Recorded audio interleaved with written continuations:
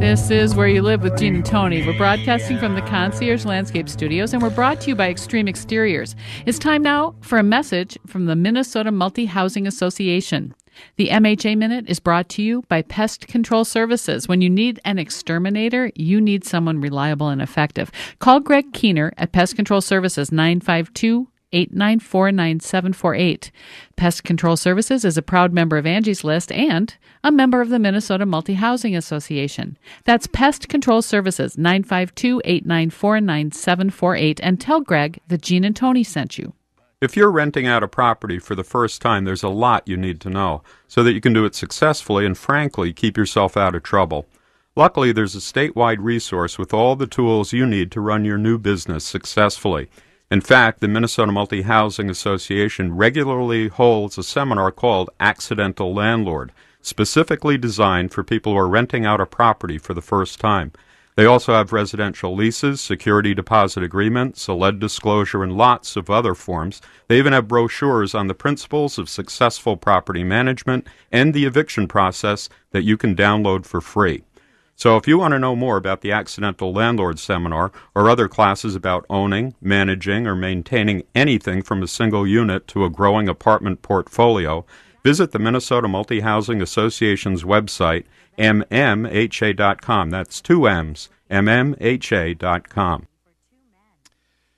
Folks, we're talking to the mayor of Oak Grove, Mark Corin, and he was telling us, if you're just joining us now, that they have been able to see a significant decrease that homeowners will be expecting now on a reduction in their property taxes. And Mark, what is that proposed decrease going to be this next year? It will be 18.33% levy reduction. Wow, amazing! That's fantastic, and that's after holding the line for 2 years prior to that, even. That's at correct. Zero. Okay. Yeah. So tell us more, Mark, about how you made this happen. Yeah.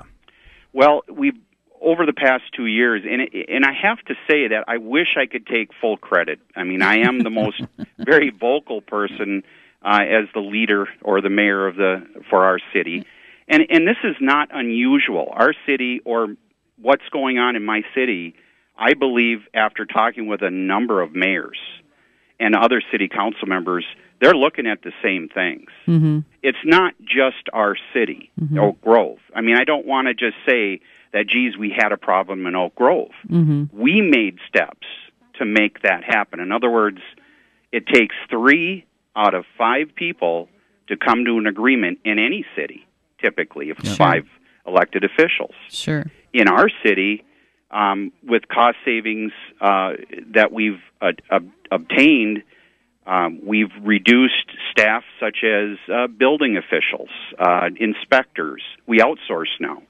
So the cost of, instead of having 2 full-time inspectors, we outsource so it doesn't cost the citizens anything. Interesting. And you said because building has dropped off so much, there's just no need. Well, there's a lot of beautiful property all over Anoka County and Hennepin County and Sherburne County. You know, then all of Minnesota's got some really nice property.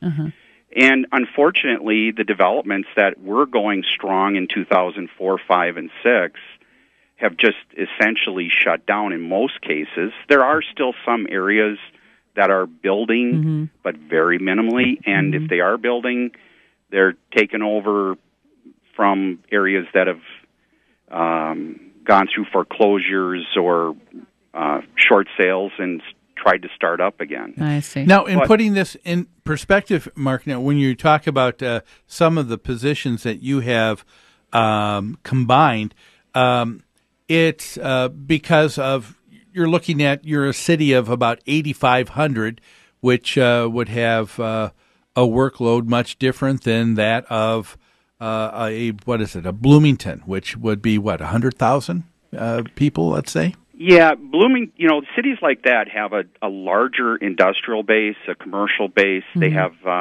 more rental properties. They have a lot of dynamic mix of use of that property. We are like deemed it earlier as a kind of a bedroom community with a mixture of things going on in our community, not unlike most smaller communities. We're 36 square miles, 2,500 homes, and a few businesses, farmland, a mix. Golf courses, But mostly your revenue comes from the residents. That's correct. And whereas in a larger suburb, like you said, they've got industry, they've got rental property, they've got other commercial property. So there's a more mixed income, it sounds like. That's correct. Most of our income comes from the residents because 2,500 homes basically divides out the levy, and then that's what that's how we get our revenue streams. Right. So you talked about cutting down on a few positions and kind of putting them together, and you said that you started it out by saying, "Hey, when I begin as your mayor, allow me to take one of these positions, and it'll be part-time, and I will do it at no pay." Is that correct? That's what I did. Yes, for over a year. Now, and it was what was the reaction of the folks in the city or the city council when you made that announcement? Well, they were shocked. It had never been done. There were a lot of naysayers. You can't do this. As an engineer, I've always looked outside of the box. And being a conservative on top of that, I'm just thinking, look, I've managed people for most of my career. I run a successful business. It has the skill sets. It needs the skill sets that I have, and I'm willing to volunteer. Now, I was volunteering to do this. I didn't ask for anything.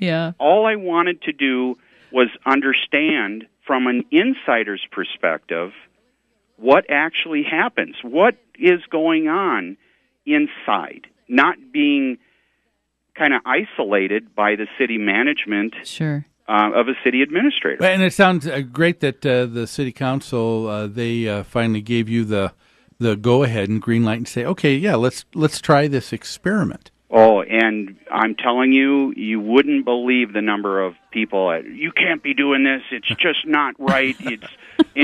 Well, what you were suggesting was highly suspicious because most people would never volunteer to take on a job for no pay. And we've got to take a break right now. Mark, if you can hang on for another segment. Folks, we're talking to the mayor of the city of Oak Grove, Mark Koren, about how they've been able to reduce taxes there by over 18%. Don't go away.